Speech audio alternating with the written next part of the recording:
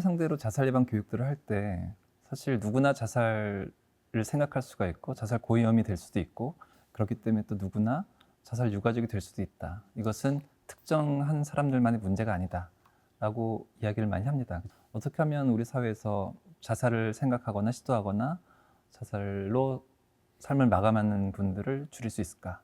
또는 자살 유가족을 줄일 수 있을까? 사실 남겨진 이들의 공통적인 과제이기도 할 것 같은데요.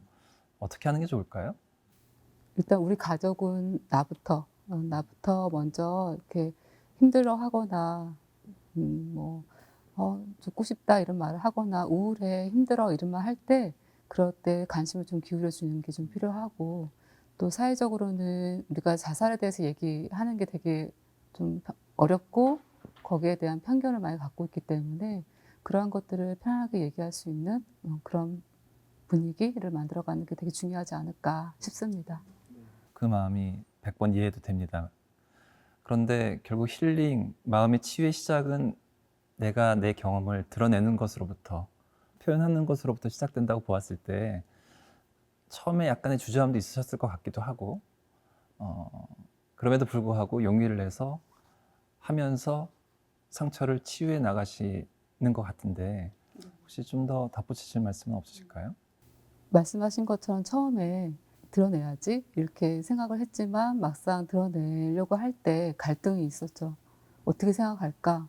뭔가 부끄러운 것 같기도 하고 이제 이런 마음들이 있었지만 그래도 내가 향해야 될 방향은 분명했기 때문에 담당하게 해야 되겠다라는 생각을 했었고 그리고 드러냈을 때 예상했던 반응들이 있었고 그런 거에 대해서 개의치 않고 버티면서 내가 하고자 했던 것들을 계속 했던 것 같아요. 그렇게 하면서 좀 더 저도 이해받고 싶었고 저와 같은 상처가 있는 분들도 더 이해를 해줄 수 있는 그런 분위기를 만들고자 애썼던 것 같습니다. 애도를 누가 이렇게 정의하더라고요. 망자에 대해서 언어의 탑을 쌓아가는 것이다 라고 이야기를 하는데 결국 꼭 외부 사람들한테 드러내는 것 자체도 중요하지만 결국 누군가한테 이야기를 하는 거잖아요. 무엇에 대한 이야기를 하겠습니까? 먼저 세상을 떠난 가족에 대한 이야기를 하는 거 아니겠어요? 그 가족에 대해서 하나하나 언어의 탑을 쌓아갈 때 결국 내 마음에 어떤 애도 반응이 이루어진다라고 볼 수가 있을 것 같습니다. 말씀해 주시니까 정말 저도 그 7년의 시간 동안 그게 나 스스로 지금 말씀해 주신 것처럼 치유의 과정을 거쳐온 거구나라는 생각이 드는 게요. 2011년에 10월에 이제 동생이 그렇게 가고 그 몇 개월 후에 제 컴퓨터에 만들었던 폴더가 애도라는 폴더를 처음으로 만들었던 거죠. 공개적으로 혹은 특히 이제 자살이라는 그런 죽음이었기 때문에 그거를 나의 슬픔에 대해서 아주 편안하게 얘기할 수가 없고 아주 편안하게 그 사회적으로나 주변의 지인들이 자연스럽게 저의 슬픔이나 그런 상황에 대해서 위로해 주기가 어려운 상황이더라고요. 그래서 위로를 해 주고 싶은데 어떻게 표현할지 모르는 것 같고 그래서 저 같은 경우에는 정말 그러니까 뭐 포털 사이트를 보면 늘 굉장히 많은 사건 사고들이 생기잖아요. 그래서 그런 것들을 보면서 다른 사람들의 어떤 상황들에 더 많이 제가 이렇게 그 감정이입이 됐었던 것 같아요. 그러면서 그 폴더를 만들어서 그런 사건, 너무 슬픈 어떤 특히 뭐 자살에 관련된 것들도 그렇고 애도라는 폴더에서 저 스스로 지금 원장님께서 말씀해 주신 것처럼 언어의 탑들을 계속 쌓았던 거였구나라는 생각이 지금 들어서 사건 사고들이 참 많죠. 그 힘듦을 경험하는 사람들이 굉장히 많은 것 같습니다. 어쩌면 오늘도 모여서 우리가 모여가지고 카메라 앞에 있지만 또 한 번 대중들에게 우리를 드러내고 있는 것이라고 볼 수도 있잖아요. 통계를 보니까 2017년도 우리나라 자살 사망률이 다행히도 인구 10만 명당 24.3명 정도 수준으로 조금씩 감소는 하고 있는데 여전히 최상위권의 자살률을 기록하고 있는데 어떻게 하면 조금 더 줄일 수 있을까에 대한 이야기를 잠깐 해보려고 하는데요. 규현 씨는 좀 어떻게 생각하십니까? 네, 저도 이 부분에 대해서 정말 생각을 정말 많이 했었는데 어쩌면 좀 가장 기초적인 좀 가정으로 좀 보고 싶었어요. 이제 가정이 이제 예전에는 좀 대가족이고 좀 접점이 많았었을 텐데 지금은 이제 굉장히 뭐 혼밥, 홀로족 이렇게 개인 사회가 더 크다 보니까 이 사회 흐름조차 이게 혼자 있는 시간이 많은 것 같아요. 이 세상 그 흐름 자체가 이미 개인 사회가 되다 보니까 좀 자신이 그렇게 더 빠지는 거지 않을까. 그래서 저는 이 부분에 좀 대안책으로 많이 생각하는 부분이 좀 스스로 돌봄이었던 것 같아요. 네. 근데 이거는 꼭 이제 부모님이 이거에 대해 좀 어느 정도 기초적인 스스로 돌봄에 대한 그런 길을 만들어야 되고 그리고 이제 이걸 자녀들에게 좀 가르쳐야 된다 생각해요. 청년들이 제 외래에 많이 오는데 가족들이 사실은 도와줘야 되는, 특히 부모님들이 도와줘야 되는 입장임에도 불구하고 계속 상처를 주는 경우들이 되게 많아요. 관계로부터 희망을 만약에 가질 수가 없다면 결국 스스로의 존재를 반짝반짝 빛나게 만드는 그 무언가를 셀프 케어로 해야 되는데 청년들은 스스로를 케어하는 방법을 알지를 못하고 케어할 가치가 있다고 생각하지도 않는 것. 제가 평상시 너무 많이 하던 얘기를 해주셔서 예, 그 생각이 좀 났습니다. 좀 어떻게 줄일 수 있을까요?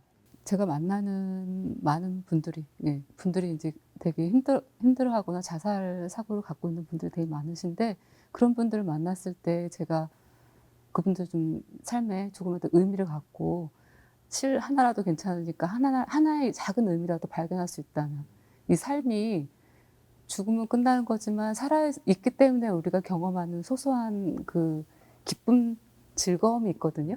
그렇죠. 일상적인 이야기를 하다가 고민 상담 같은 걸 이야기하다가 지금 정부에서도 하고 있는 자살 예방 정책 중에서 가장 대표적으로 많이 하는 것들이 게이트키퍼 교육이잖아요.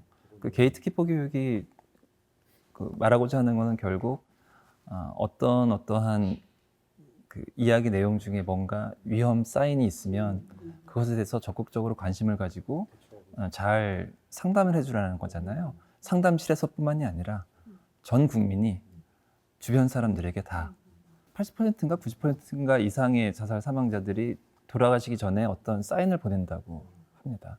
지금 한번 돌이켜보면 약간 게이트키퍼 강사 같은 느낌으로 어떤 사인들이 있었던 것 같다라고 한번 좀 생각이 드시는 게 있나요? 기환 씨는?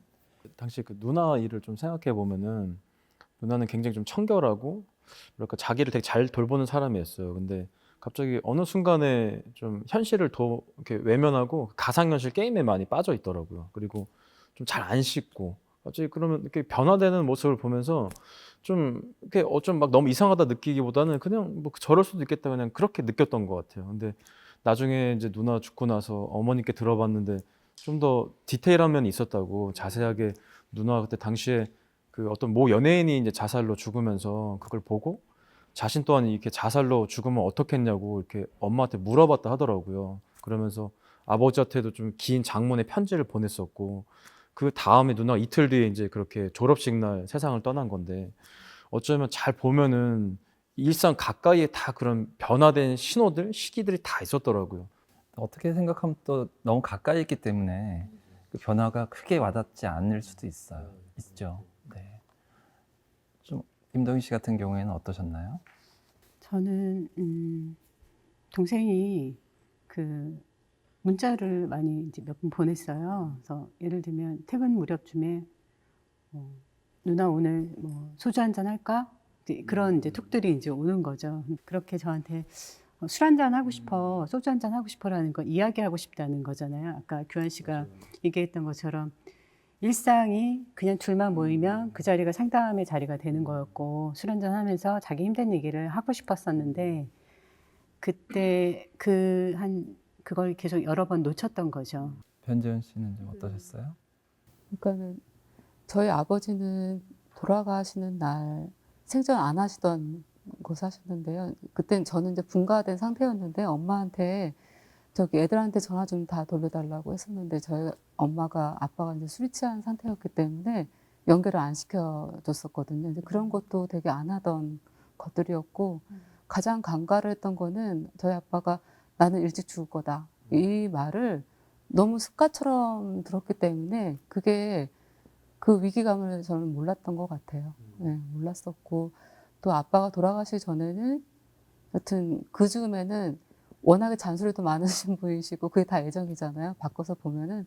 근데 말씀이 유독 없어지시면서 방으로 빨리 들어가시고 이런 게 더 잦았던 것 같아요. 공통적인 건 변화이네요. 변화. 그런데 어떤 긍정적인 방향이건 부정적인 방향이건 변화가 있다면 한 번쯤 괜찮니?